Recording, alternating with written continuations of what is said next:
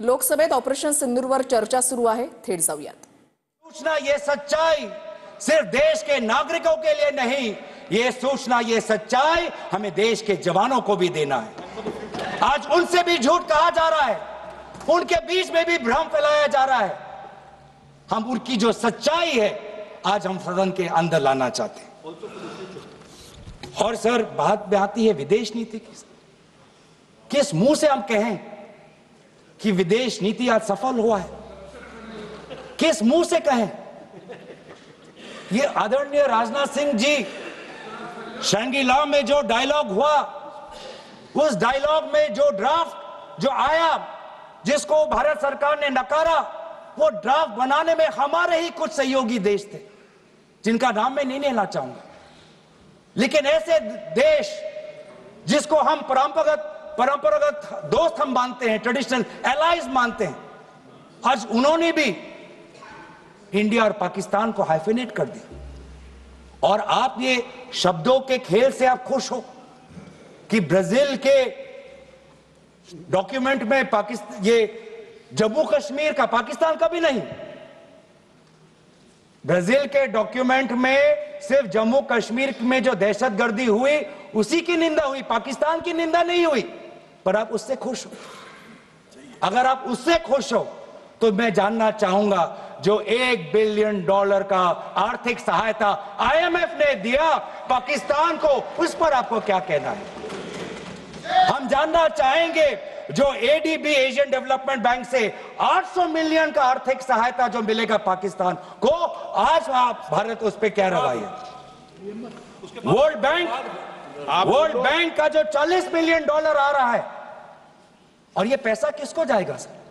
पाकिस्तान की नेतृत्व उनकी जनता या उनकी चुनी हुई सरकार नहीं, पाकिस्तान की सरकार का जो रिमोट कंट्रोल है वो पाकिस्तान की सेना के पास है. तो ये सारा पैसा वहीं जाएगा जहां पर हमने मिसाइल गिराई. तो क्या इतना भी हम नहीं कर पाए? क्या इतना भी ताकत नहीं?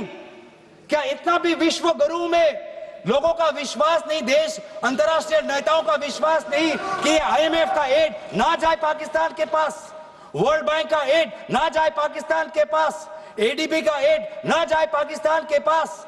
आप में इतना भी ताकत नहीं कि एक देश ने पाकिस्तान को टेरर स्टेट का दर्जा नहीं दिया.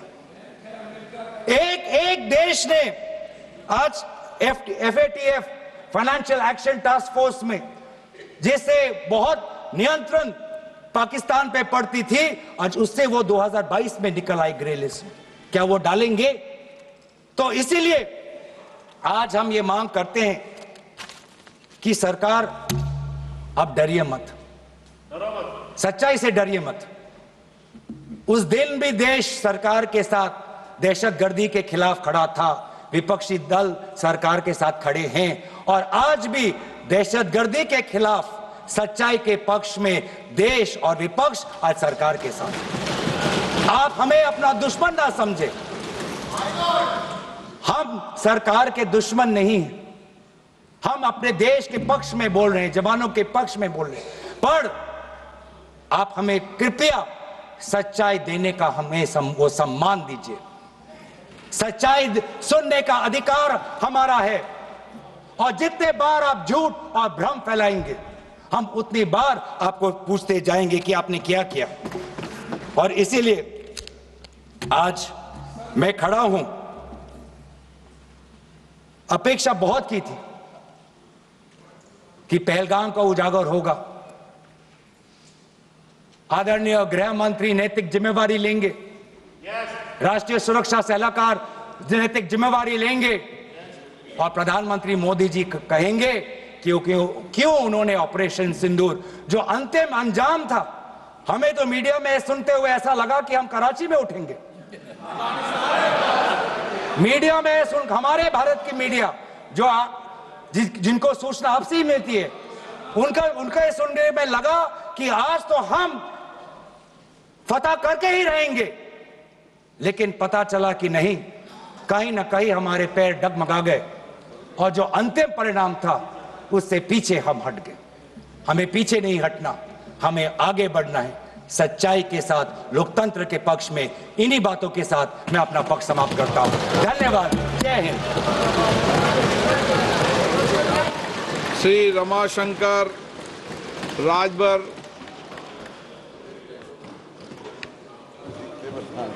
रुकिए आ जाएगा। चलिए बोलिए। आभारी हूँ अध्यक्ष जी।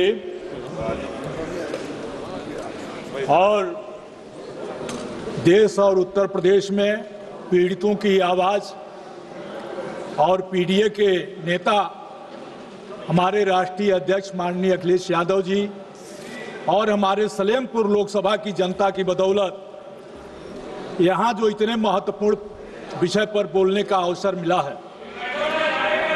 माननीय अध्यक्ष जी,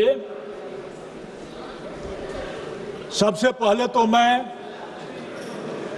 उन बहनों से माफी मांगता हूं जिन बहनों के सुहाग उजड़े और पहलगाम में हम उसको बचा नहीं पाए। मैं अपने सेना के पराक्रम पर गौरव और घमंड करता हूं।